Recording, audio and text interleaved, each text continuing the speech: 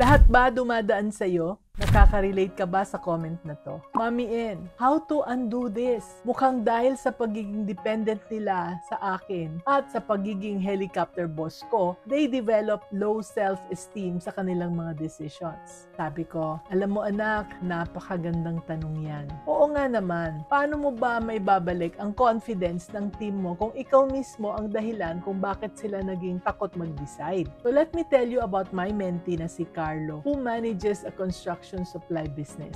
Ang problema niya, parang masyado na silang hands-on. Every small decisions, even ordering office supplies, dumadaan pa sa kanya. Ang nangyari, yung mga empleyado niya, natakot nang mag-suggest or mag-decide ng sarili nila. Parang nawala na yung kanilang initiative. So, anong ginawa ni Carlo? Ang advice ko sa kanya ay mag-start sa baby steps. Una, he identified low-risk decisions na pwedeng i-delegate completely. Tulad ng scheduling deliveries, answering customer inquiries, at saka basic inventory checks. He also created simple SOPs for these tasks, so his team knew exactly what to do without constantly asking him. Tapos sinabi niya sa kanyang team, from now on, you can decide on this. I trust you.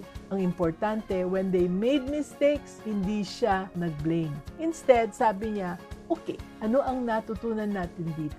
Kaya after 3 months, nakita na niya na bumalik na ang confidence ng kanyang team. Naging proactive na ulit sila. Kaya anak, eto ang lesson ha. Sometimes no, as leaders, tayo, we need to step back to help our team step up.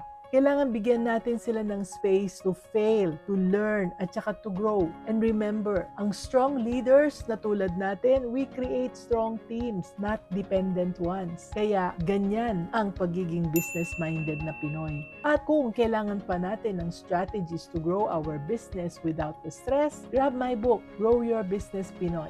Link in the comments below.